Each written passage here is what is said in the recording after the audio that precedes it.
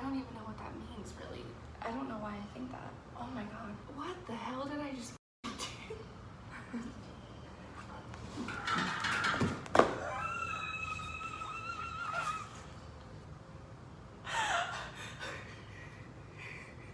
Alright, what's up you guys? So today we are going to go over some bench warm-ups. Now the purpose of a warm-up is to really get the blood flowing, especially in the areas that you are going to train during your workout for the day. So typically a lot of times I don't usually program this in, but you can do 5 to 10 minutes of walking or some really slow, low impact, steady state cardio. So walking, some people like to do a little jog or a bike, cycling, anything like that. So that is optional. But today we're going to talk about bench warm-ups.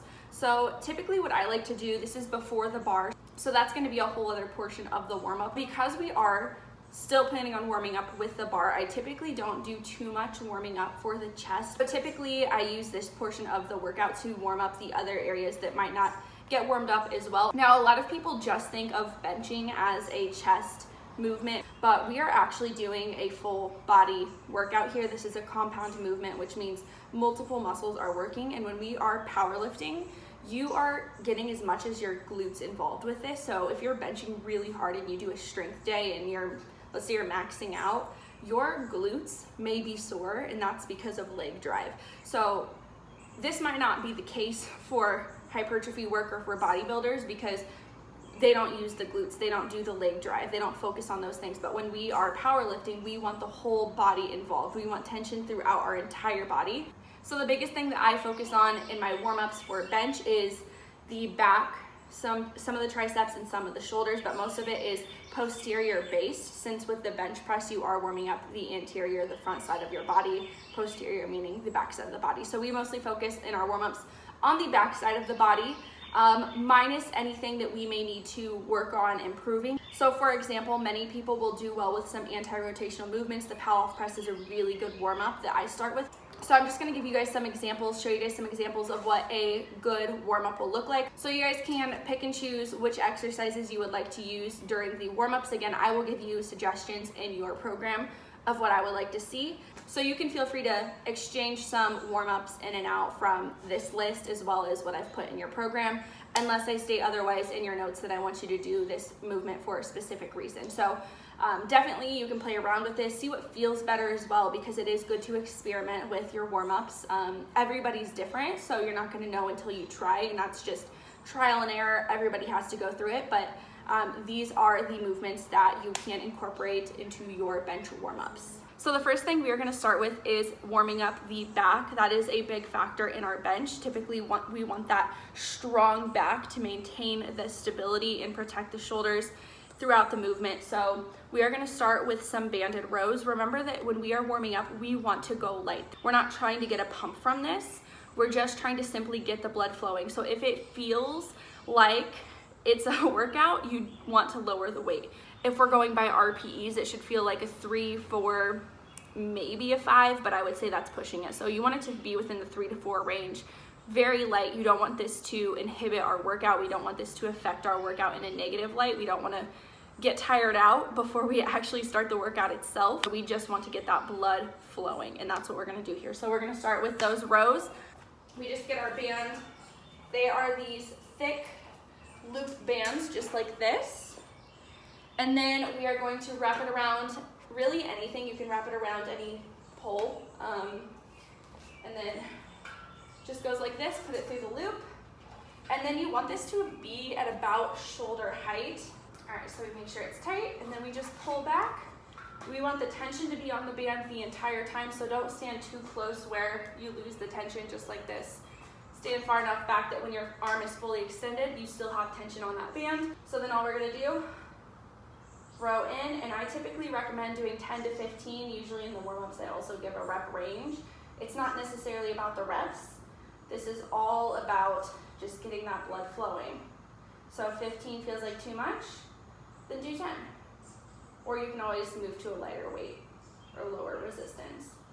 This is also a good time to focus on, let's say if you have an anterior pelvic tilt, which is when your body looks like this, your butt's sticking out, your belly button's facing towards the floor, to focus on that core strength and focus on good posture. So we want you to squeeze those glutes and tuck in the rib cage, making sure that you are not in a pelvic tilt. So that is how you do your banded rows. And then from there, I typically move right into banded face pulls, and I just bring this up a little bit higher on the pole. Usually I move this about 3 inches above my forehead.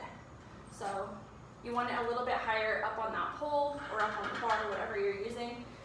And then with this, we're just pulling our elbows up high and warming up those rear delts. So this is also a really good warm-up just for any upper body day, because a lot of people do struggle with forward shoulders. I'm one of those people. So if you have forward shoulders like this helps to correct that posture as well. And so I typically recommend doing this for really any upper body workout, and sometimes I do it for lower body workouts as well. So you're gonna pull this high towards the forehead, towards the face. That's why it's called a face pull. Elbows out, and remember, if this feels too heavy, you can go to a lighter weight. But all we're doing is getting the blood flowing there, waking up those weaker muscles and activating the muscles that we want to be activated during our movements for the day. And again, you can do a rep range. Anywhere from 10 to 15 is usually a good spot. All right, so now we are going to do lat pull downs. Lat pull downs is another great movement to warm up because our lats are activated. We want our lats to be strong when we are pressing. So typically I just stick with the banded rows as my warm up, but a lot of people do prefer doing lat pull downs. So I'm gonna go ahead and just show that. We're gonna do relatively lightweight. So I'm gonna take off most of the weight on here. With this, we just want to make sure we are pulling down our elbows as if string is pulling us straight to the ground, or pulling our arms straight to the ground. So you want it to look something like this. Well, hold on, something like this versus something like this. A lot of people try to use their forearms a little bit with this. We want to avoid that. That's in the regular movement, but you should especially not be doing that during the warm-up.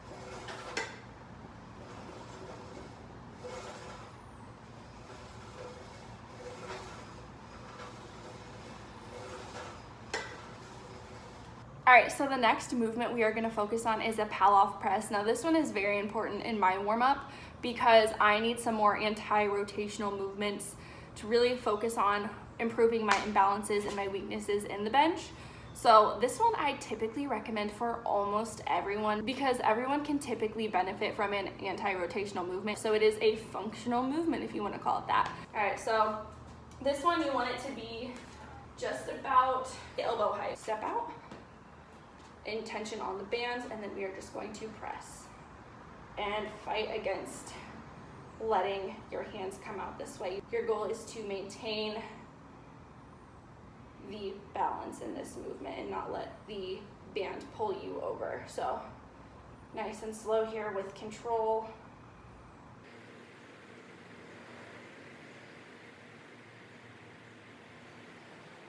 And then the other side.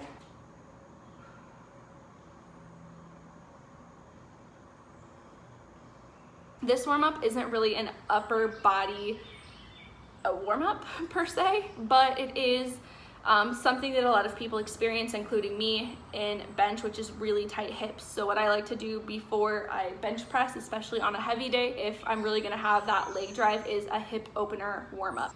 So what this is going to look like is you are just going to lift this leg up and out. And then you're going to lift the other leg up and out. And you can either do this standing just like this. If you have relatively bad balance, you can hold on to the side of the squat rack. You can also do some swings like this to really open up those hips. I don't know if you just heard my hips, but they just popped. I have really tight hips and always have. So you can do both sides. All right, and the last thing that I typically recommend is either a PVC pipe active shoulder stretch, or you can really just use the bands, which is typically what I just end up using. So you can have a little bit of tension on the band, but it's not really about the tension. It's really just about opening up those shoulders. So you wanna make sure you are wide enough that you can really open those shoulders. And then you can go all the way back if you would like, and all the way forward. So you want to go nice and slow here just to make sure you're really taking care of those shoulders. Our shoulders are one of the most easily injured body parts. So go nice and slow here and make sure you're not rushing through this. You can go all the way down and back, just like that. All right guys, so that is it for bench day warm-ups before the bar. It's nothing complicated. You just want to make sure your body is warmed up, your weaker muscles are activated before you actually get to the bar, but you don't want to do too much that it doesn't feel like a warm-up anymore and it possibly hinders your actual bench sessions. The goal is not to do too much. If it starts to feel a little heavy, it's probably time to lower the weight or the resistance.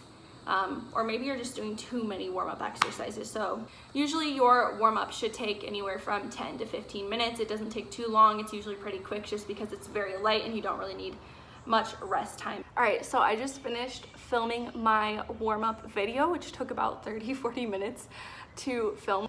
So my main focus right now with my clients, this is a little behind the scenes, is making sure that my clients are well taken care of, because a lot of times I will either explain everything over and over again to my clients. So I just want to make sure I have videos and courses for my clients to really study and take their time to learn, and have it just written down, both written down and I guess in video form as well, so that they can fully understand their training. So I'm just trying to improve my coaching in that way, and providing video content and providing written content that they can constantly have to go back on. And now we are gonna get into, oh my God, a freaking mosquito. Get away. I am so allergic to mosquitoes, it's ridiculous. So today is week 3 in the gym. I don't know why I did that, but it's week 3 back in the gym, and I am testing my 5 rep max again today.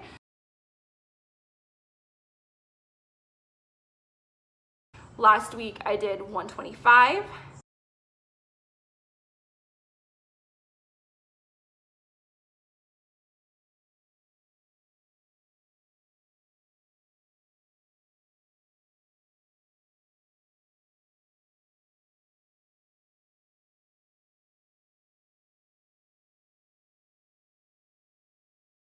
And then I tried 135 and that went terribly wrong, like terribly wrong. This is a stupid decision right here.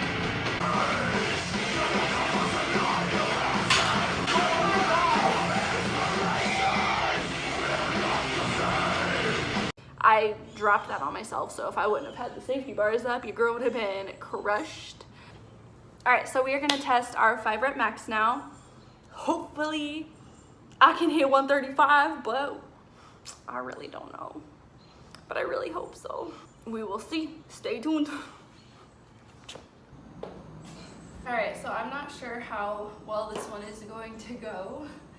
This was my PR from last week, which is 125, I do believe. The weight I just warmed up prior to this was feeling pretty freaking heavy. I honestly feel like I should take off 10 pounds from the bar. And go back to my 115.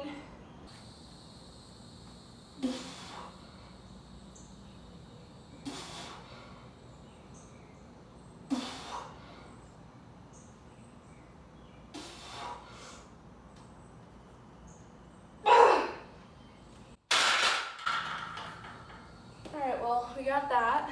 We're gonna go for the 135, see what I got there. Just throw in another 10. When you're testing, typically you want to make sure you're resting at least 2 minutes in between. Alright, so here's the truth of whether I fail this lift again or not. Last week I didn't even get 1 rep in, so we'll see what happens here. I have no expectations.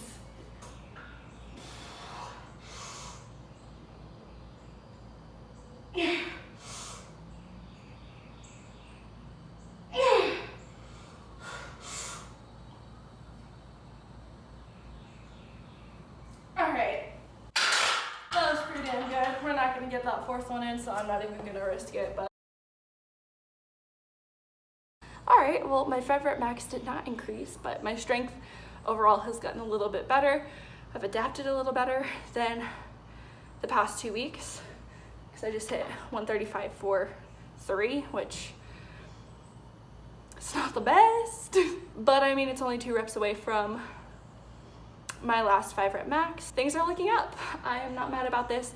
But anyways, I hope this video was helpful for those of you who were here either because you wanted to see my new 5 rep max or because you wanted some good bench warm-ups. I know the quality of this video is not great, but I'm working with what I'm working with, you know, it's quarantine life. But yes, so thank you guys so much for watching. Hopefully this video was helpful. If it was, please give it a like and share if you have any other beginner powerlifter friends that are looking for helpful tips. I make videos on powerlifting and tips for beginners, so stay tuned for that. You can also subscribe to my coaching channel, which basically gets rid of all of this other nonsense that I include in my vlogs and just gives you the informative information. This channel is more for behind the scenes, so if you guys do enjoy the behind the scenes of my life and of coaching and just everything else, then you can stay subscribed here. I love to have you here. But if you do want more of that informative content and less of the stupid shit, for a lack of a better word, then you can head over there as well. See you in the next video, guys.